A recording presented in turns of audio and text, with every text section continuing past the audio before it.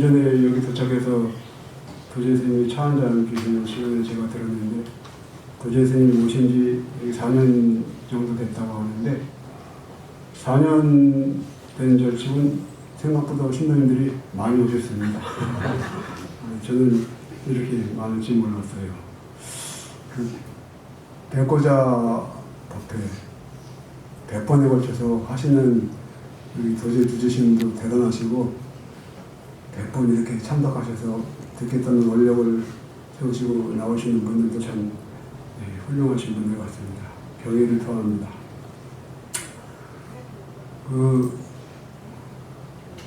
어느 날 문득 아들, 딸, 손주가 이렇게 물었다고 합시다. 할머니, 엄마, 절에 왜 가요? 뭐라고 대답들 하시겠어요?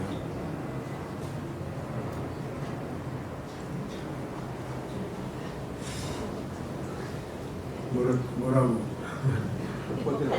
네? 그러시겠죠. 대부분 그렇게 대답하실 겁니다.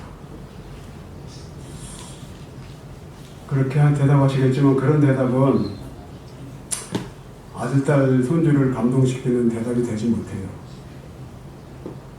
아들, 딸, 손주를 감동시키는 한마디여야 됩니다. 어떻게 해야 아들, 딸, 손주를 감동시킬까요? 이렇게 대답하셔야 돼요. 부처님 되려고 가지. 그 얘기는 조금 뒤에 다시 하기로 하고, 오래전 제가 그 주지를 한만기 할 때 한 신도님에게 손주를 왔다며 그 손주 이름을 지어달라는 부탁을 받았어요. 그래서 이름을 제가 잘 그런 거 할 줄 모르지만 낑낑대고 애써가지고 이름을 어떻게 지어가지고 이제 며칠이 지나서 한번 저도 궁금해서 물어봤어요. 아들내외가 이름을 마음에 들어 하시던가요? 했더니 기운이 하나도 없어 보이는 목소리로 돌아오는 말이, 스님이 지어주신 이름 써보지도 못했습니다. 그러는 거예요. 왜요? 그랬더니 며느리 친정아버지가 이름을 지어와서 이미 그 이름으로 부르고 있더래요. 좋게 생각하시라는 그런 말과 함께 몇 마디 위로의 말씀을 드리고 전화를 끊었는데, 기운이 다 빠져나간 듯한 그 목소리가 오랫동안 제 귀에 남아있었습니다. 남편과 일찍 이혼하고 온갖 고생을 하면서 두 아들을 키워 큰아들에게서 얻은 첫 손주라는 걸 제가 알고 있었거든요. 모르긴 하지만 이러지도 저러지도 못할 아들 생각에 물러나셨는 것 같았어요. 아들을 생각해서 그냥 물러나긴 했지만, 그 낙담한 그 목소리가 저한테 오랫동안 남아있었는데, 며느리의 친정 아버지도 기쁘고 대견한 마음에 바로 이름을 지어서 이제 한 달이면 달려온 거겠죠. 어쩌면 하나뿐인 딸이었을지도 모르고. 뭐가 잘못된 걸까요? 이 첫 손주를 본 이 경사스러운 일에 굳이 잘못이라는 표현을 드리긴 못하지만,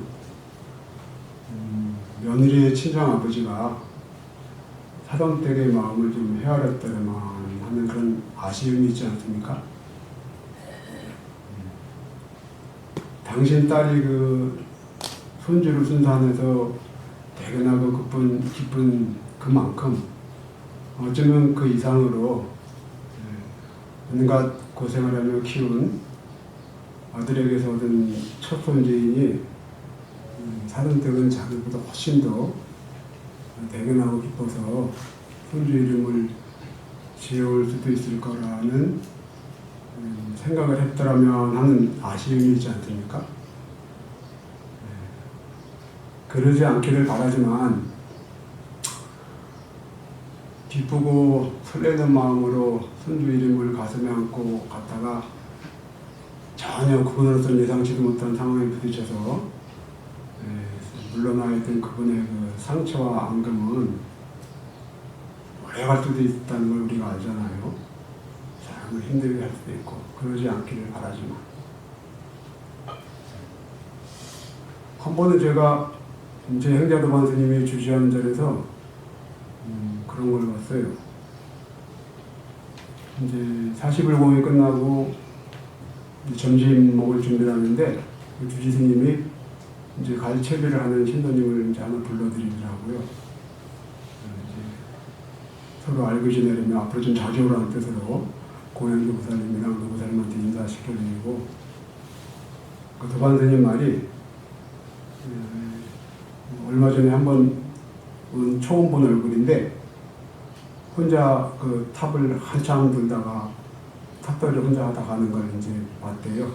근데 이번에 또 왔길래 좀 일부러 좀 앞으로 좀 편하게 자주 오라고 불렀다는 겁니다. 나중에 이제 저도 사연을 들었는데 그분 말씀이 제가 일찍 혼자가 되어 어린 두 남매를 어렵게 키웠어요. 그 딸이 커서 남자를 사귀는데 제가 만나보니 많이 걱정스러웠어요. 이제 그런 얘기. 그래서 이제 망설이다 그 소개말을 딸에게 했더니 딸이 그러더래요. 엄마가 살 사람 아니고 내가 살 사람이니까 신경 쓰지 말라고. 기가 막히죠? 제가 들어가도 기가 막히더라고요.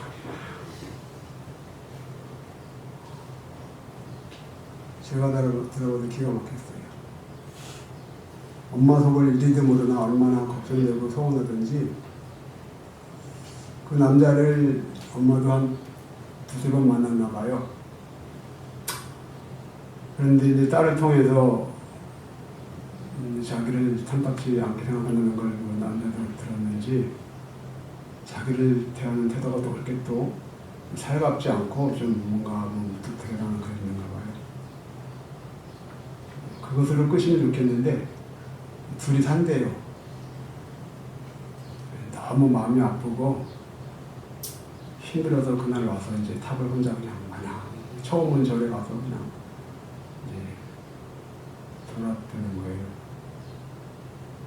한마디 그러면서 하는 말이 한마디만 하면 제 마음이 풀릴 텐데 그렇게 이제 말 그대로 해주더라고요. 도반 스님 곁에서 듣고 있는 제가 다 가슴이 답답했어요. 아무리 철없는 딸이라지만 어떻게 엄마 가슴에 못을 박는 그런 말 할 수가 있는가. 그 젊은이도 역시 또 한심하고 죄송합니다. 남을 비하는 참 한심하는 그 어른 장모는 이미 될지도 모르는 그분의 마음 하나 풀어드리는 게 뭐가 어려워서 그분이 듣고 싶어하는 얘기가 뭐였겠어요? 뭐 별다른 말이었겠습니까? 이런 말이었겠죠. 젊은이가 해주는 어머니, 제가 어머니 기대에는 미치지 못하는 사람이겠지만 따님 고생 안 시키고 서로 아껴주면서 잘 살아볼 테니까 지켜봐 주십시오. 이 말 한마디면 그분 마음이 바로 풀어지는 거 아닙니까? 그런 한마디도 할 줄 모르는 못난 놈이 뭐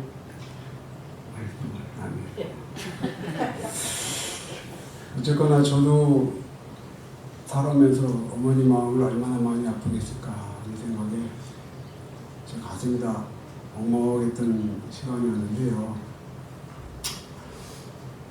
우리는 누군가로부터 상처받은 일,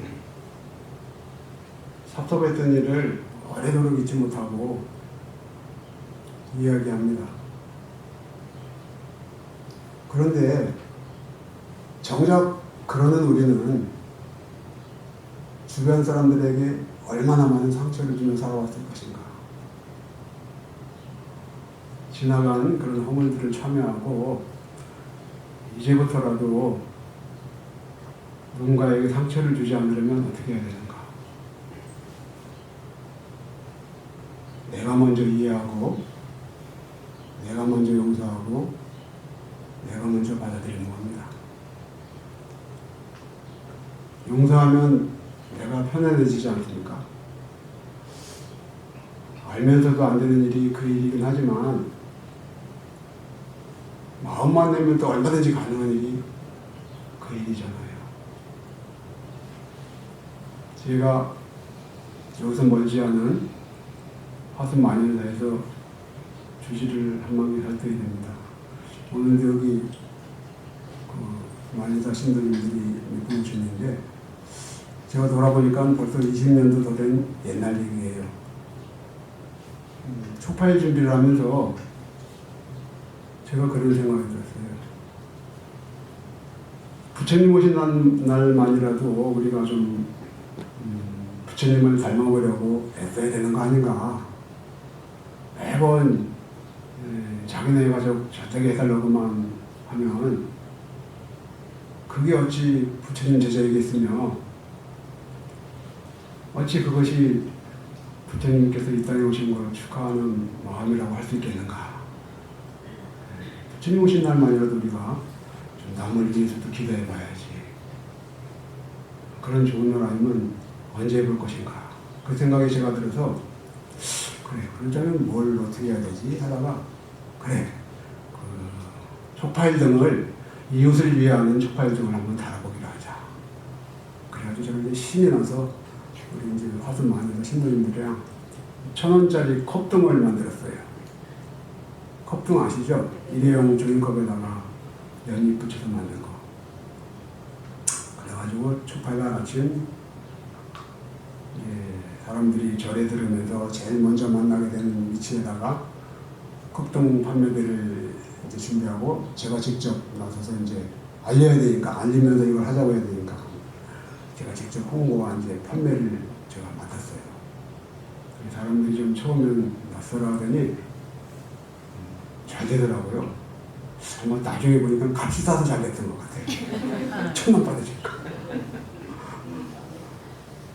한참 신이 나서 영업 잘하고 있는데 안에서 우리 신도님 둘이 나와서 컵등 팔지 말래요. 제가 못 알아들었어요. 무슨 소리야, 컵등 팔지 말라. 이렇게 잘 되고 있는데 준비해둔 주름등이 안 나간답니다. 직접 가서 들어보래요. 안에 들어가서. 일주만 안에 들어가서 이제 촉파일 등 접수하는 거 이제 거기 가서 얘기 들어보니까 사람들이 이제 그런데요. 저 들어오는 입구에서 벌써 등 다 접수했습니다. 그냥 지나가 버린대요. 저는 그래서 홍보 부족이었나. 자기네 등 달고 이웃을 위하는 마음으로 이제 1,000원짜리 등도 한번 이웃을 위하는 등을 달아보자는 그 본래 취지인데 그걸로 이제 그냥 끝이었나 봐요. 홍보 부족이었나. 저는 이제 그게 충격이었어요.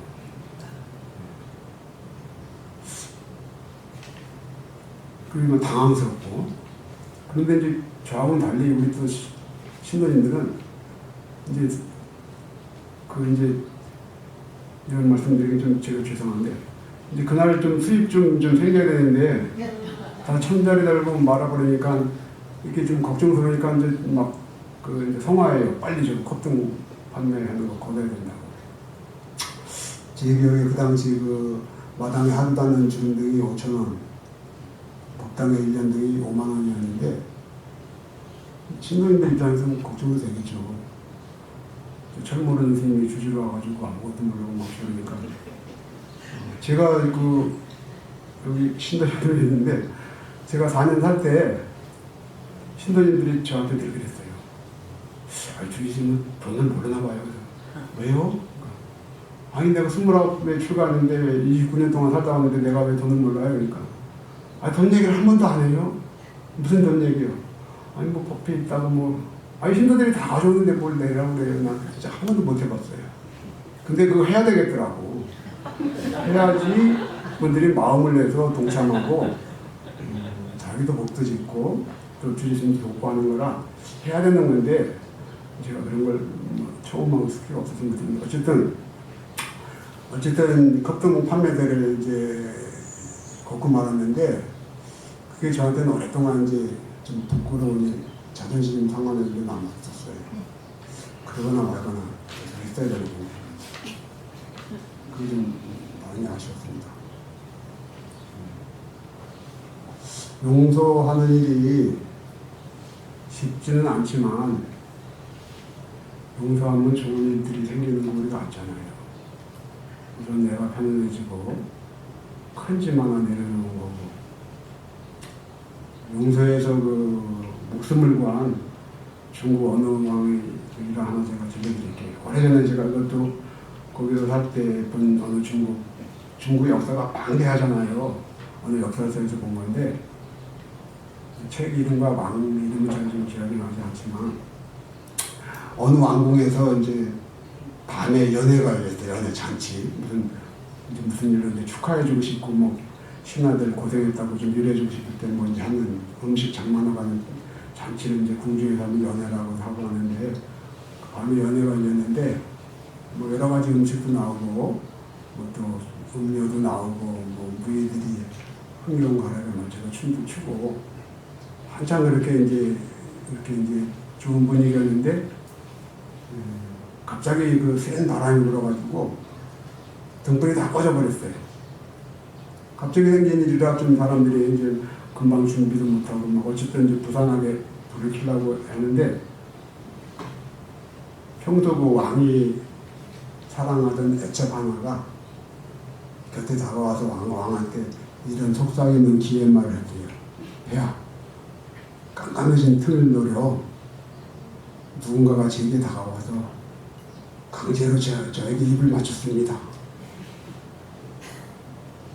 제가 그 무장의 수거끈을 잡아 끊어서 제 손에 지금 가지고 있으니 불이 밝아진 뒤에 보면 투구끈 끊어진 자가 누군지 알 수 있을 것입니다. 그러니 그 자를 엄히 버려가지고 제 억울함을 풀어주십시오. 그러는 거예요.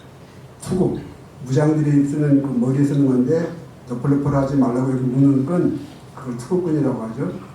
아마 자기는 저항하면서 그걸 어떻게 하다가 실갱이 하다가 잡아 끊었나 봐요. 증거로 가지고 있는 거죠. 왕이 그 말을 듣자마자 큰 소리로 명했습니다. 불을 켜지 마라. 그리고 다음 말을 하기를 불을 켜기 전에 무장들은 투구끈을 다 끊어라. 저 금지보살은 바로 알아듣네요. 밤인가 아니면 눈썰모가 있어가지고 미리 실제로 그런 거예요. 그러고 나서 투구끈을 다 끊는 다음에 그때 불을 켜라. 영문도 모르는 이제 사람들이 이제 왕의 명령대로 했죠. 그리고 연애는 그대로 진행됐습니다. 훗날 그 왕이 전쟁터에 나갔다가 적군에게 포위됐어요. 꼼짝없이 죽거나 포로가 된 그런 다급한 상황이었는데 그 상황에서 이제 막 함성이 갑자기 들리면서 포위망을 뚫고 들어오는 자기네 군사가 보이는 거예요. 그래서 이제 그 군사들의 포위 속에 이제 포위망을 벗어나가지고 안전한 곳에 도달했을 때 그 군자들을 이끌던 젊은 장수가 말에서 내려가지고 왕 앞에 무릎 꿇고 하는 말이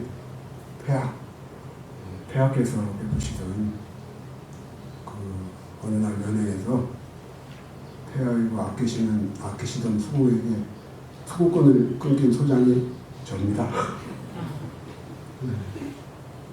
그날 밤 그 폐하께서 책임을 묻지 않고 그 뭐가지 달아나는 일 아니에요? 왕의 여자를 건드렸으니 제 목숨을 살려주신 그 성운을 잊지 않고 제가 신명을 바쳐 폐하를 모시리라고 다짐하고 살고 있습니다. 그랬대요. 그러니까 여러분도 좋은 일 하십시오. 언제 어떻게 들어갈지 몰라요. 용서하고 다 이해하고 그러고 계시죠? 예. 직장인들은 특히 그래야 돼요. 특히 나이 드신 분들은 살아보니까 에이 내가 별것도 아니고 남 비워왔구나 다 이제 아시잖아요. 나이 드신 분들 그거 아십니다. 빨리 내려놓고 가기 전에 빨리 내려놓으니까 그거 아니에요. 어느 왕궁에서 큰 병고가 생겼어요. 이건 제가 이제 가상으로 만들어낸 이야기인데, 많은 사람들이 죽고 큰 혼란이 일어났는데, 아직 젖먹인 그 어린 왕자의 신변이 위태롭다고 생각한 한 신하가 어린 왕자를 구해내가지고 아무도 모르는 데 가서 키웠어요. 그 왕자가 자기 신분에 대해서는 아무것도 모르는 채 살던 어느 날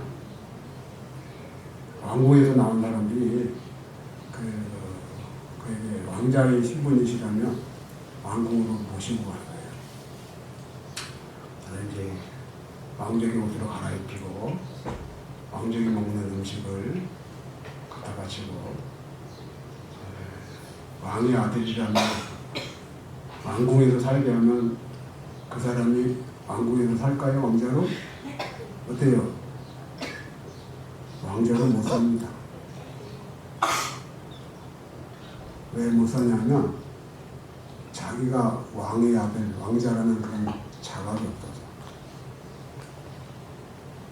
자기는 왕의 아들이 아닌데 사람들이 잘못 알고 자기를 거기다 데려놓은 것이기에 언젠가 이 사실이 드러나면 자기는 죽임을 당하거나 큰 봉변을 당하고 쫓겨날지 모른다는 그런 불안감에 전전긍긍하는 거죠.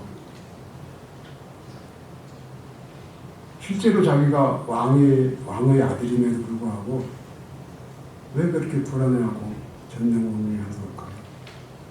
자기가 왕의 아들이라는 그런 확신이 없어요. 주변 사람들은 나한테 왕자님 하는데 자기로서는 도무지 알 수 없는 일이고, 마찬가지로 여러분들에게 아무리 여러분들이 부처라고 말해줘도 내가 부처라는 자각이 없기 때문에 여러분들이 부처로 살지 못해요. 부처로 살려면 자기가 부처라는 진실에 눈떠야 됩니다. 이 자기가 부처라는 진실에 눈뜨기 위한 노력이 수행인데, 수행하면 또 우리 신도님들은 겁부터 나죠. 말만 들어도 못할 것 같고 어렵고. 겁낼 거 없습니다. 아는 것부터 하시면 돼요. 우선 알고 있는 거, 쉬운 거, 조금씩 해본 거. 그것이 뭐냐면 탐내는 마음, 화내는 마음, 어리석은 마음부터 좀 줄여보는 거예요. 불자님들은 그래도 절에 다니면서 수없이 들어봤기 때문에 다 아는 말이잖아요. 탐진치, 삼독신, 독이 되는 세 가지 마음. 탐진치 줄여보는 일부터 하자고 제가 시작하자고 말씀드렸지만 사실은 이게 시작이면서 끝이에요.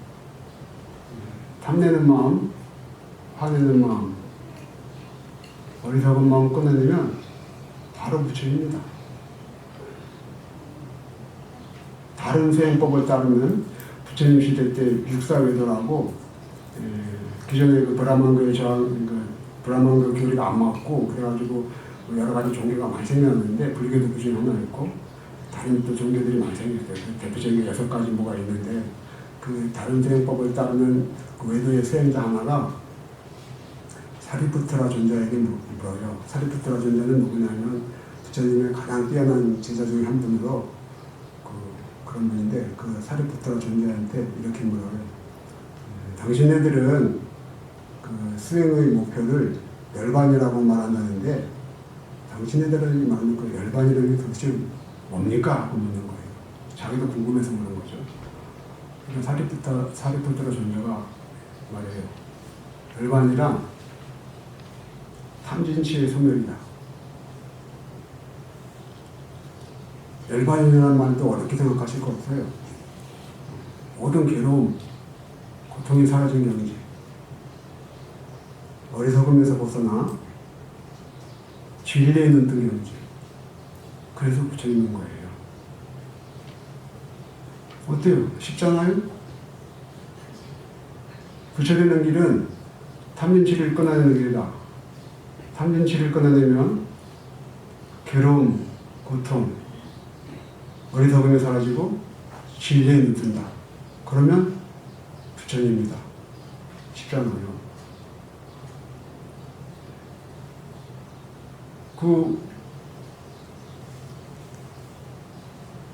그것을 하기 위해서 어려운 참선을 해야 하는 것도 아닙니다. 그냥 평소 여러분들이 하시는 그냥 석가모님을 정근 남양의 탑을 관세음보살 그거 하시면 돼요. 그 중에 하나를 정해서 일념이 되게 계십니다. 일념이 되게 열심히 하시는 겁니다. 다만 한 가지 거기서 주의하실 게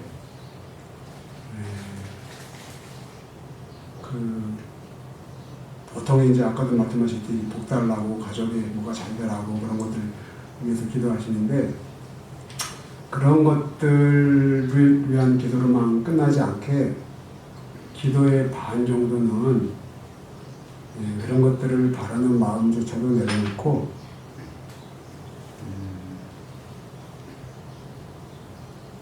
부처님 가르침에 눈두겠다는 원을 세우고 기도하시는 거예요. 아시겠어요? 그 가족을 위한 기도 반, 가족을 또 위하는 마음을 우리가 다 너무 무섭니까?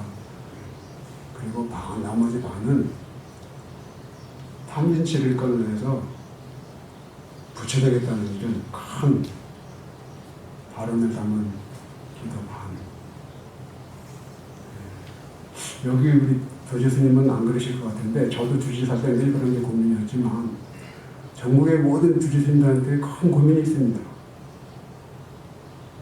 그 절에 오시는 분들마다 신들마다 하시는 말씀이 이것 좀 이런 기도 좀 우리 이런 기도 좀 이루어지게 해주세요. 기도해 주세요. 그리고 우리 집에 이런 큰일이 생겼으니 이거 좀 막아주세요 합니다.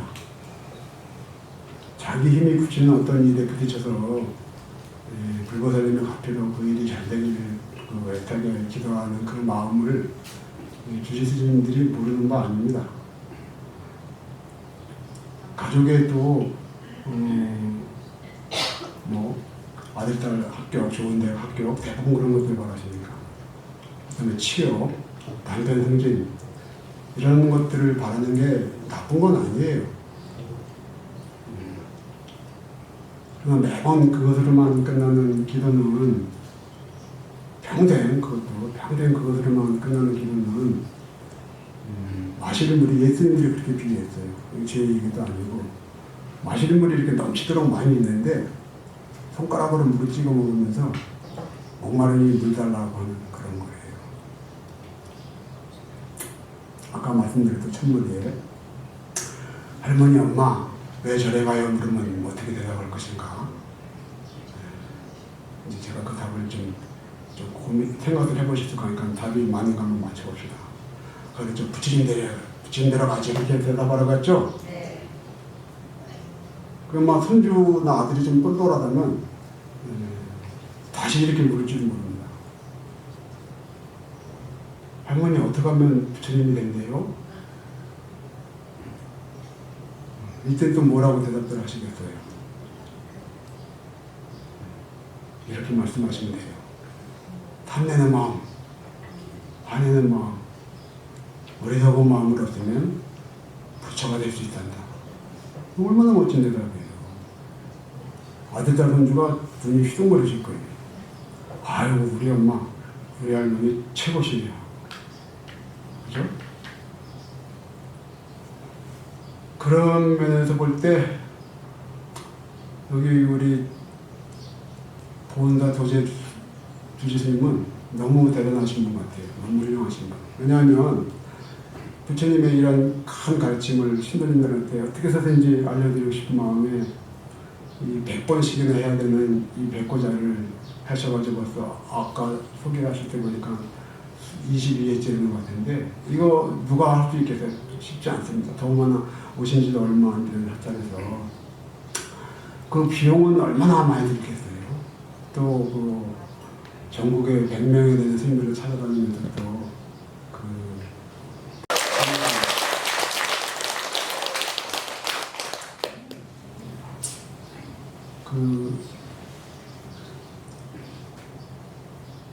대스님이라는 그 큰 스님이 중국에 계시는데 그분의 영가본문 중에 제가 보니까 시간을 좀 여기서 좀 중간에 잘라야겠습니다. 다음은 너무 시간이 길어질 것 같아요. 그분 영가본문 중에 이런 게 있어요. 영가본문, 영가한테 드리는 본문이잖아요.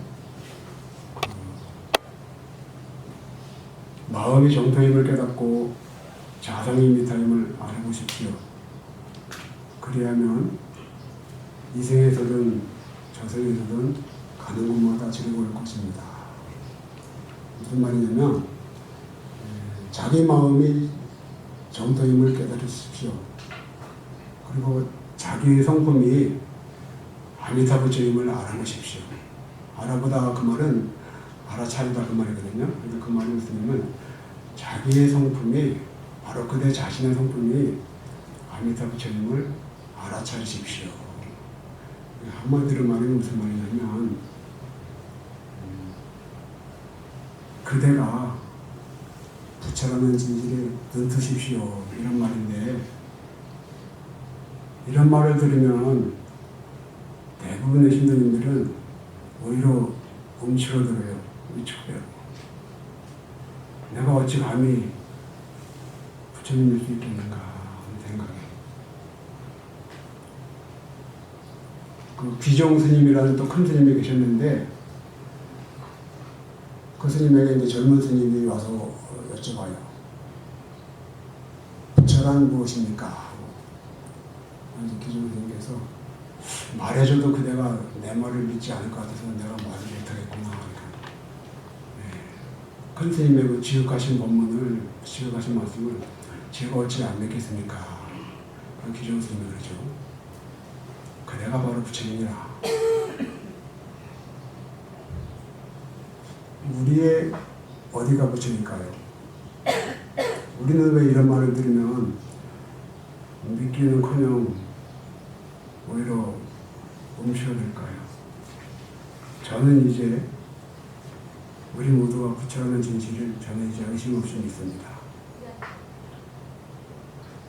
우리의 어디가 부처일까요?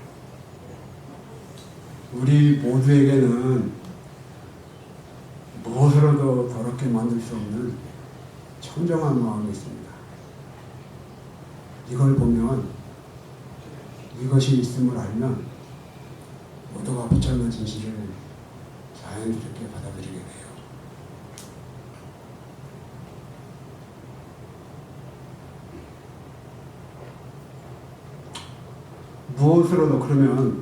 무엇으로도 더럽게 만들 수 없다는 그 청정한 마음은 도대체 어디에 있다는 걸까요? 우리가 모르고 지나쳐서이지 그런 마음 우리가 많이 경험합니다. 살아갑니다. 제가 어렸을 때 엄마가 제가 좀 더 큰 분이는 누이 동생이 뜨개질로 옷을 해줘가지고 제가 입고 다니는 적이 많아요.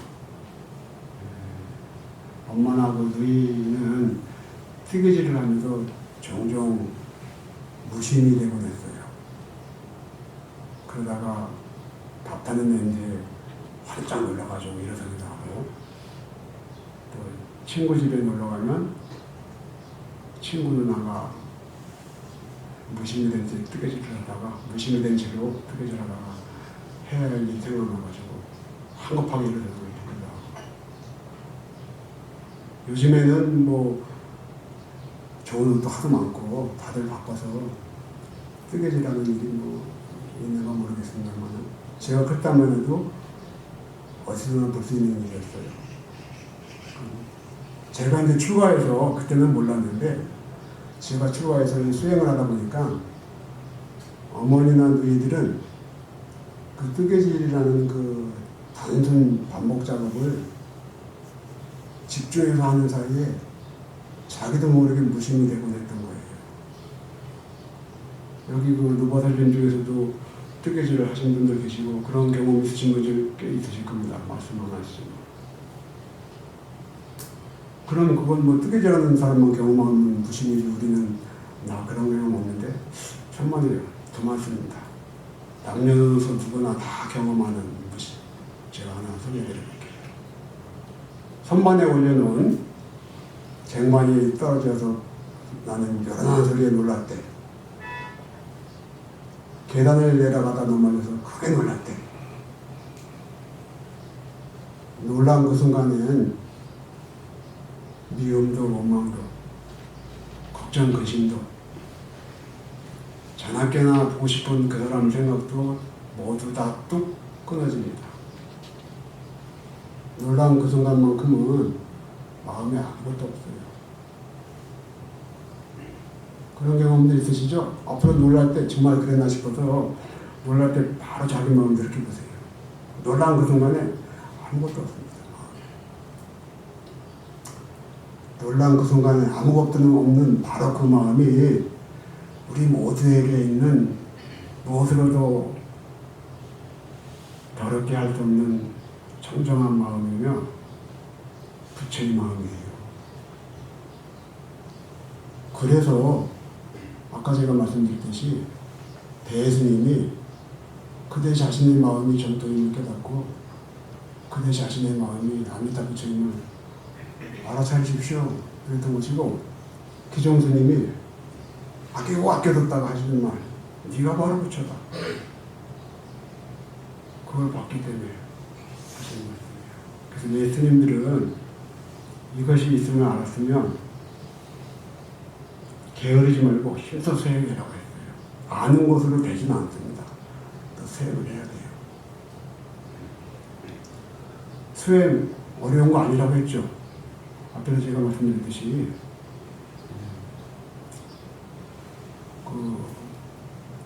덕가모님을 정관이든 남해한부탐이든 관세음보살이든 하나를 정해 일념으로 정말 일념이 되게끔 이렇게 연구를 하시고, 틈틈이 살아가는 틈틈이 내가 먼저 이해하고 내가 먼저 용서하고 내가 먼저 받아들이신다면 그 최고의 수행을 하고 계시는 겁니다.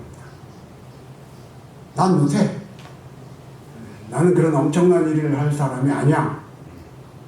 그러면서 웅크리지 마시고, 대부분 그러신데, 저 출가한 저도 그랬으니까 내가 어떻게 부처지게 사는 거 보니까 형편없는데 마음 쓰는 것도 좀 별거 아니고, 저도 웅크러들었는데 이제는 안 그래요.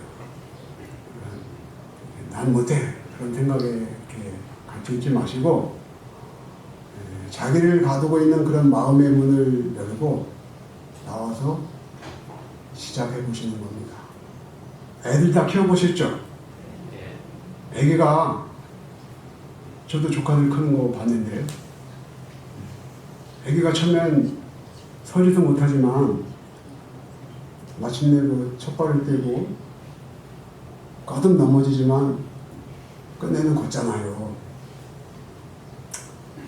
할 수 없다는 생각에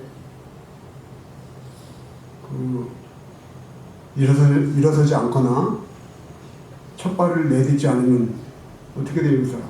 걸을 수 있는 사람에도 불구하고, 걸을 수 있는 사람임에도 불구하고 걷지 못하는 사람으로 남게 되잖아요. 물론 현실에서는 그런 일이 안 생깁니다. 왜 안 생기냐면, 저도 어렸을 때 조카들 크는 거 봤지만 자기 말고 다 걸어다니니까 본능적으로 자기도 일어서려고 하는 거예요. 그죠?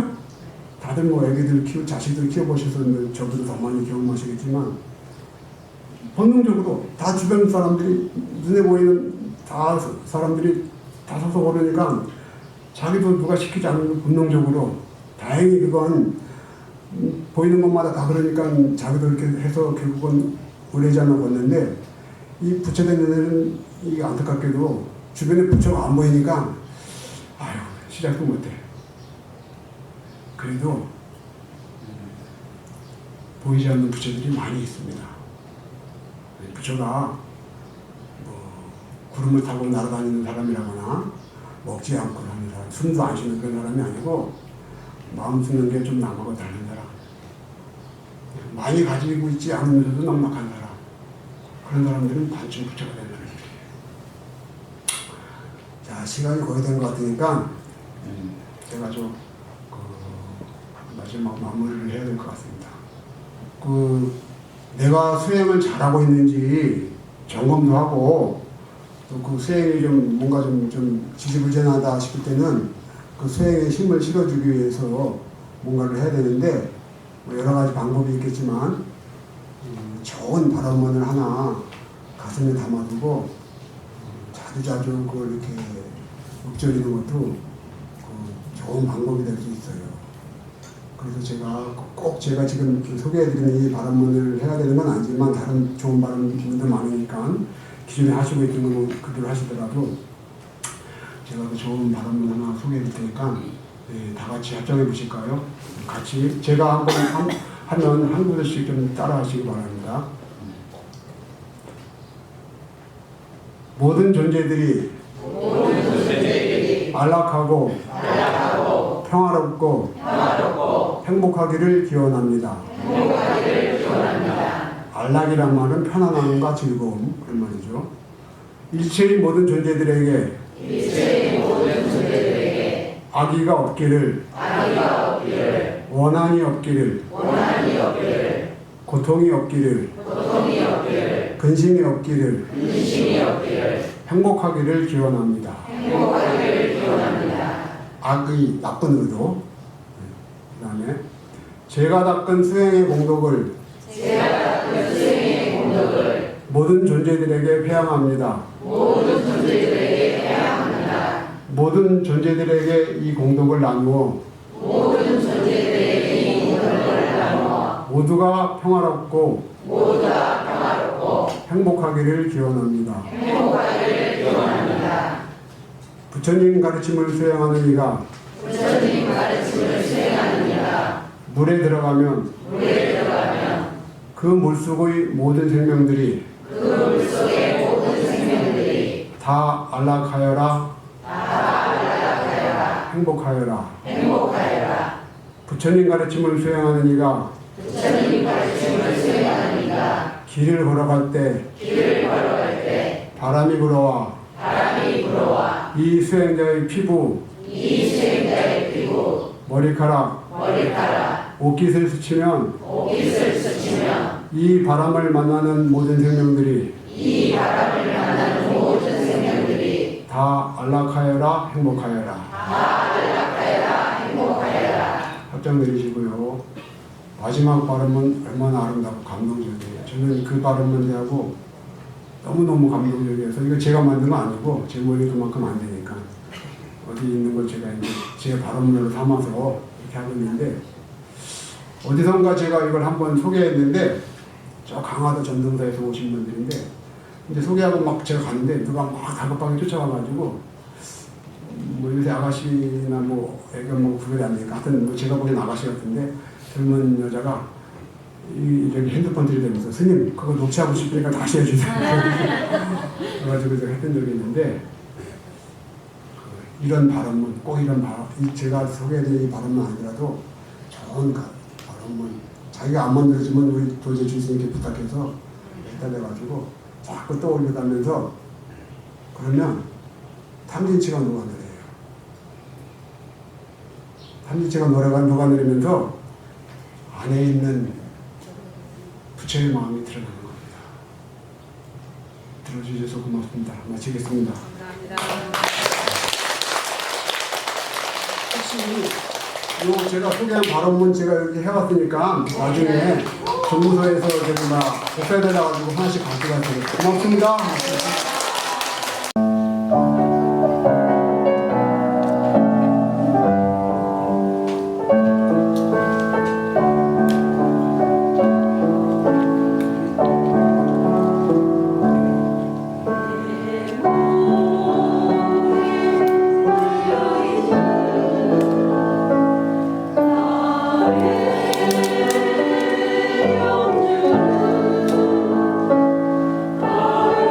영주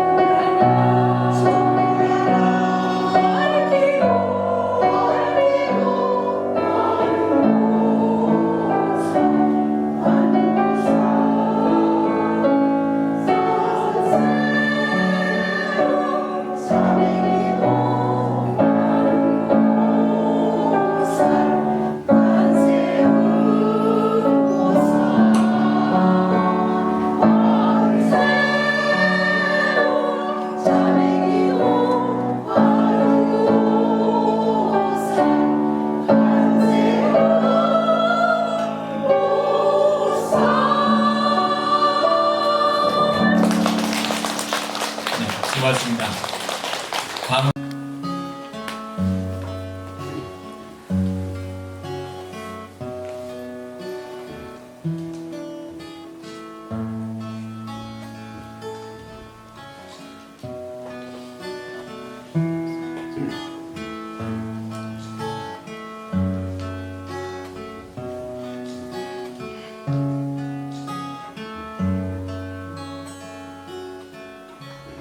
길이 내게 묻는다.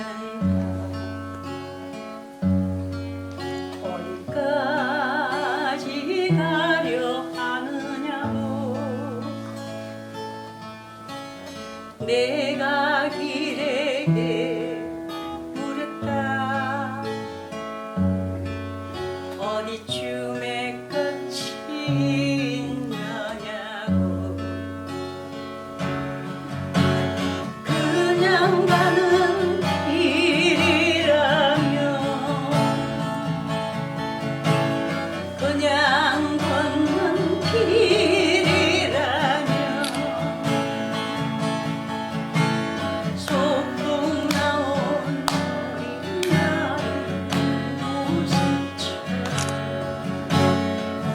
길 없는 마음 미련만 어깨에 한 짐, 등에 또 한 짐, 양손에 한 짐씩.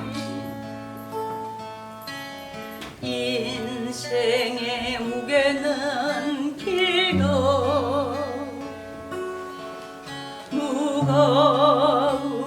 무거운가 보다. 시작이 끝이요.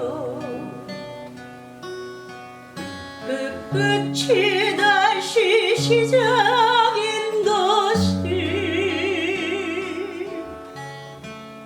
길이 내게 묻는다.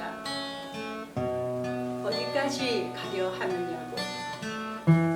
내가 길에게 물었다. 어디쯤에 끝이 있느냐고. 그냥 가는 길이라면, 그냥 걷는 길이라면, 소풍 나온 어린 나의 모습처럼 길 없는 마음 미련만 어깨에 한 짐, 등에 또 한 짐, 양손에 한 짐씩. 인생의 무게는 길도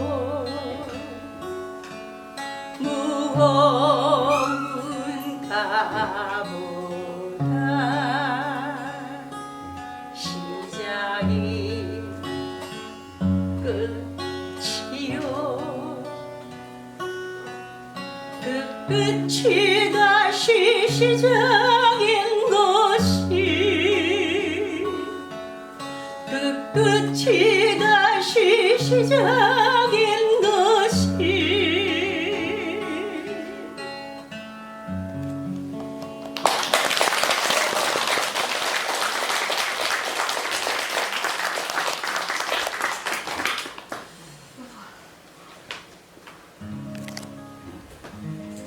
제가 경상도에서 시집을 와서 전라도로 문경이라는 데서 와서 43년을 살았어요.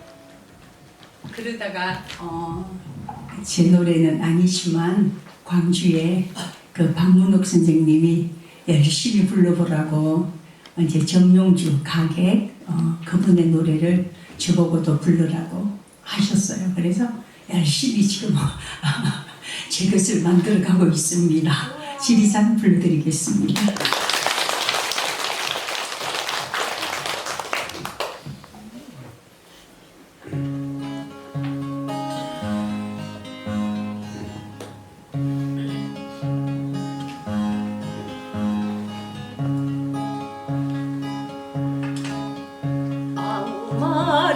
말이었구나. 스치는 바람 소리뿐 험난한 세월에도 쓰러지지 않았구나. 한야봉의 새소리 백무동의 물소리 지친 영혼 어루만져주는 그대 이름 지리산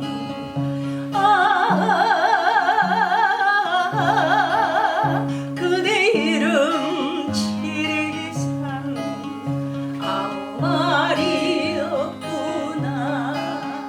한 걸음 또 한 걸음 작은 돌멩이 하나도 쓰다듬고 싶구나.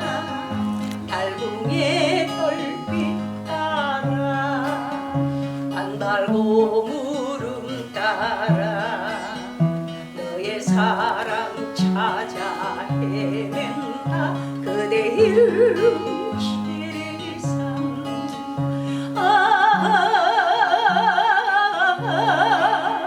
그대 이름 지리산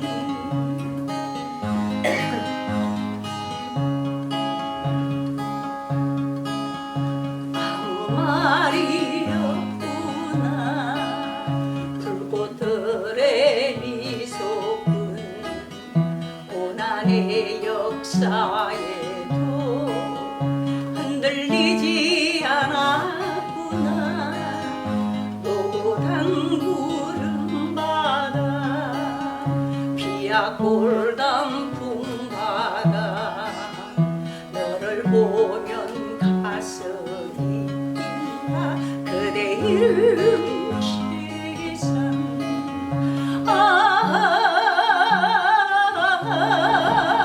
그대 이름 지리산 너를 보면 가슴이 뛴다. 그대 이름 지리산 그대 이름 지리산 그대 이름 지리산 그대 이름 지리산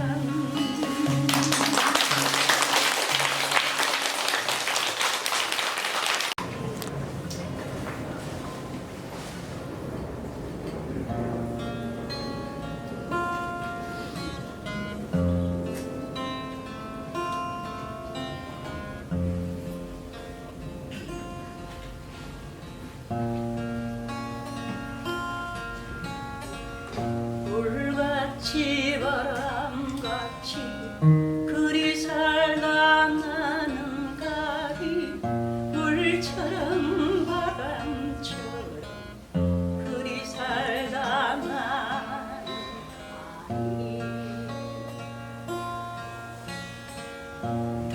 덧없이 흐르는 게 세월이라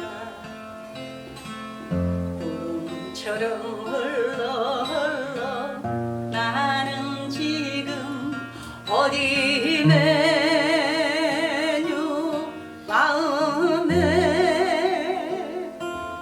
님을 찾아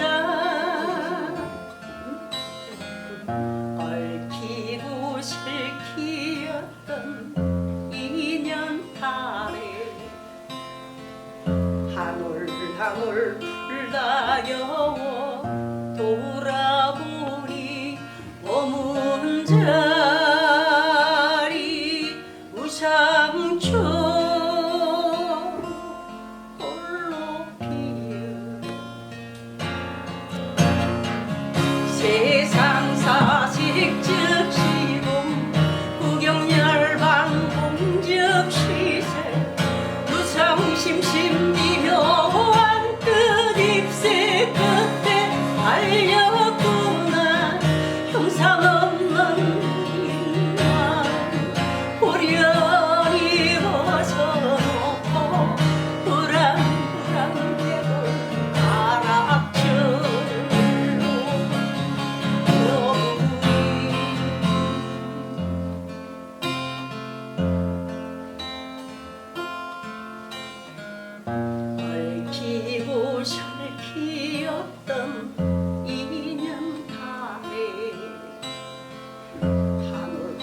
바람을 불다겨워 돌아보니 머문 자리 우상초 홀로 피어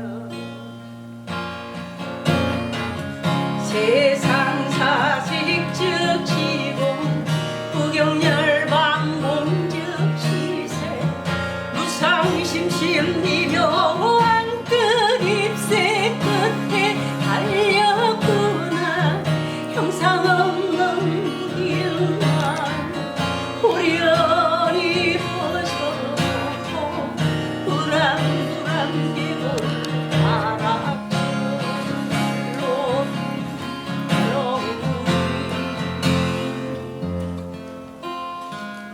물같이 바람같이 그리 살다 나는 가리 물처럼 바람처럼 그리 살다 나는 가리 물같이 바람같이